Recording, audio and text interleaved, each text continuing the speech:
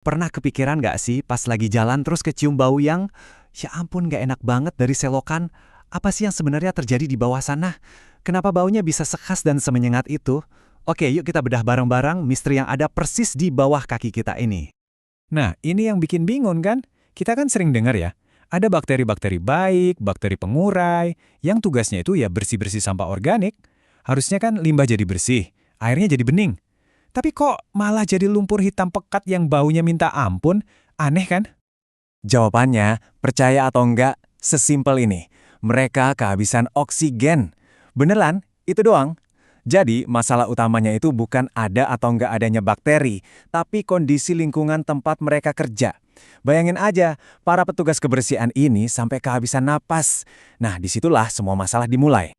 Biar gampang ngebayanginnya, anggap aja di bawah sana tuh lagi ada perang mikroskopis. Ada dua tim bakteri yang lagi rebutan sumber daya, dan siapa yang menang itu yang bakal nentuin nasib seluruh ekosistem di saluran pembuangan. Nah, ini dia nih kedua tim yang lagi berperang. Di sebelah kiri ada tim aerobik, kita sebut aja pasukan kebersihan. Mereka ini butuh banget oksigen buat kerja. Dan hasilnya? Bersih, limbah diurai jadi karbon dioksida dan air. Sekarang, lihat ke kanan. Ini tim anaerobik, alias para penyintas. Mereka ini jagoan di lingkungan tanpa oksigen. Tapi, lihat hasilnya. Bau, beracun, menghasilkan gas-gas kayak hidrogen sulfida dan amonia. Beda banget kan? Jadi, poin paling pentingnya tuh ini. Bakteri anaerobik itu sebenarnya bukan penjahat. Mereka cuma beradaptasi untuk bertahan hidup. Kondisi selokan itu sendiri yang jadi wasitnya. Kalau airnya ngalir lancar dan penuh oksigen, ya tim aerobik yang menang. Tapi kalau airnya diam, kotor, dan gak ada oksigen, ya udah, otomatis tim anaerobik yang bakal berkuasa. Oke, sekarang kita udah kenal sama pemainnya. Pertanyaannya, gimana ceritanya pertempuran ini bisa nyiptain bau busuk dan warna hitam yang khas itu? Ternyata, ini semua adalah sebuah reaksi berantai yang logis banget. Gini ceritanya. Semua dimulai dari langkah pertama. Terlalu banyak limbah organik yang masuk. Pasukan kebersihan, si tim aerobik, langsung kerja keras buat ngabisin limbah itu. Sampai semua oksigen di air ludes. Nah, pas oksigen habis, mereka nggak bisa kerja lagi. Di momen inilah, tim anaerobik mengambil alih kekuasaan. Sambil kerja, mereka ngeluarin produk sampingan berupa gas-gas bau. Dan terakhir, gas-gas ini bereaksi sama mineral di air, yang akhirnya mengubah warnanya. Nah, ini dia dalang utamanya. Kalau kamu pernah nyium bau khas telur busuk yang nusuk banget dari got, inilah biang keroknya, gas hidrogen sulfida atau H2S. Ini adalah parfum khas dari tim anaerobik. Tapi si hidrogen sulfida ini nggak sendirian. Dia punya teman-temannya yang nggak kalah bau. Ada amonia yang baunya pesing dan tajam sama metana yang mungkin kita lebih kenal sebagai gas rawa. Kombinasi ketiganya ini yang bikin bau selokan jadi luar biasa nggak enak dan jadi tanda kalau ekosistemnya lagi nggak sehat. Oke, misteri bau udah kejawab ya. Tapi ada satu lagi nih yang bikin penasaran, warnanya. Kenapa air di selokan yang bau itu seringnya jadi hitam pekat? Ternyata ini juga ada hubungannya langsung sama gas bau yang tadi. Jawabannya ada di reaksi kimia yang sebenarnya simple banget ini. Gas hidrogen sulfida yang bau itu ternyata reaktif banget. Jadi pas dia ketemu sama partikel besi yang pasti banyak di air limbah, mereka langsung kawin dan membentuk senyawa baru. Dan inilah hasilnya, besi sulfida atau FeS. Senyawa ini wujudnya endapan padat dan warnanya itu hitam pekat.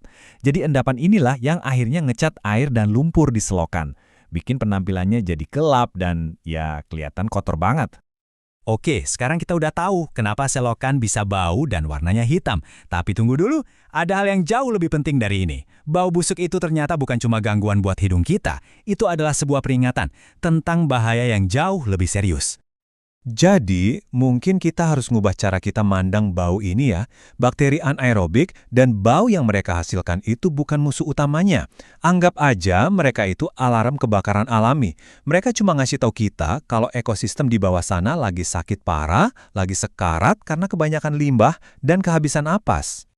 Karena lingkungan yang gelap, bau, dan tanpa oksigen yang sama ternyata adalah surga, tempat paling nyaman buat berkembang biak bagi penjahat yang sebenarnya. Dan kita sebut mereka patogen.